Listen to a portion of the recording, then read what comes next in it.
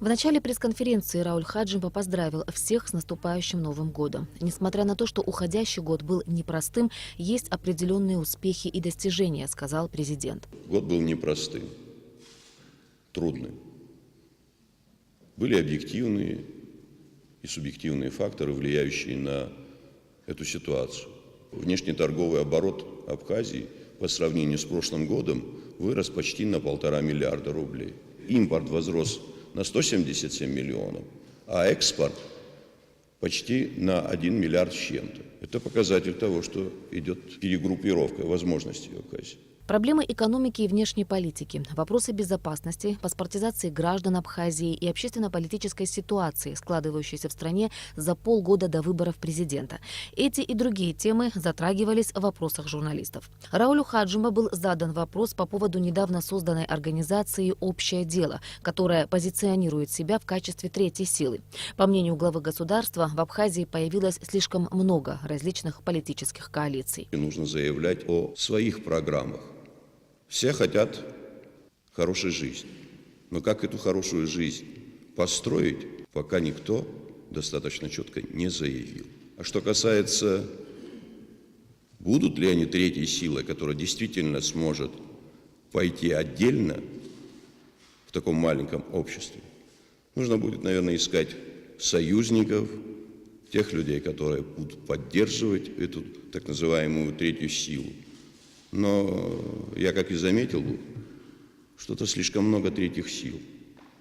Один из злободневных вопросов сегодняшнего дня – ситуация с утилизацией мусора. Журналистов интересовало, как решается эта проблема. Как отметил Рауль Хаджимба, говорить о строительстве крупного мусороперерабатывающего завода пока не приходится. Но в следующем году этот вопрос, пусть и частично, но все же будет решен. Строительство заводов я пока не вижу возможным. Это значительнейшие, огромные суммы денег, необходимые для того, чтобы построить такого рода заводы. Только в Сочах, вот здесь вот у нас рядом по соседству, речь идет о 22 миллиардах для того, чтобы построить завод, который мог бы сжигать этот мусор, и чтобы он еще и не нарушал экологическую обстановку. Мы говорим о возможности строительства нового полигона и начала работ по прессованию этого мусора. Мы проговорили с российской стороной и сами изыскали те возможности, которые к следующему году будут уже использованы для того, чтобы закупить такую технику и завозить на новый полигон уже в прессованном виде.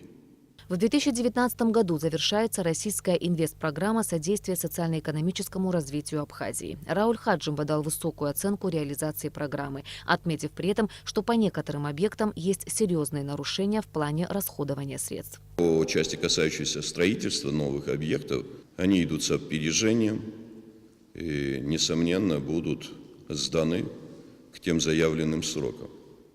Но есть и недостатки. Ситуация, которая складывается с водопроводом в Человах. Нам нужно будет дополнительно сейчас изыскивать возможности для того, чтобы довести до логического завершения эти работы. Материалы, которые необходимы были для того, чтобы посмотреть, насколько правильно и насколько законно все эти работы складывались в предыдущие месяцы. Подключена прокуратура, проведены предварительные экспертизы, которые дают неутешительную картину. Не сомневаюсь, что встанет вопрос и о возмещении, и о привлечении к уголовной ответственности. Журналистов также интересовало мнение президента об инициативе некоторых граждан Абхазии ратифицировать 20-ю статью Конвенции ООН о противодействии коррупции. Рауль Хаджимба заявил, что поддерживает данную инициативу. Вместе с тем глава государства с сожалением отметил, что инициированные ранее проекты законов о госслужбе и борьбе с организованной преступностью так и не нашли поддержки в Народном собрании. Мы предлагали законы по борьбе с организованной преступностью. Лежит в парламенте закон о госслужбе. Но почему-то пока нет никакого продвижения. Надо всем желать изменить это положение дел. И те, кто говорит о борьбе с коррупцией, должны сами демонстрировать свою открытость для общества. Я встречался со многими депутатами, представителями той группы людей, которые готовы работать в этом направлении. Я их поддерживаю. Зарплата бюджетников в 2019 году увеличится на 6% и в среднем составит 13-14 тысяч рублей, сообщил в ходе пресс-конференции президент Рауль Хаджиба. Это в первую очередь касается сферы образования, культуры и здравоохранения. Вопросы заработной платы в соответствии с теми соглашениями, которые были приняты между нами, то есть Россией и Абхазией, для значительной части бюджетников они возрастут практически на 6,2%. И заработные платы в среднем будут составлять порядка 13-14 тысяч рублей. Это в первую очередь коснется образования, культуры, здравоохранения и других социальных сфер. Пресс-конференция главы государства длилась около 2 часов. Рауль Хаджиба ответил более чем на 30 вопросов журналистов. Ирина Аршба, Алексей Агухава, Тамас Чиковани, Абхазское телевидение.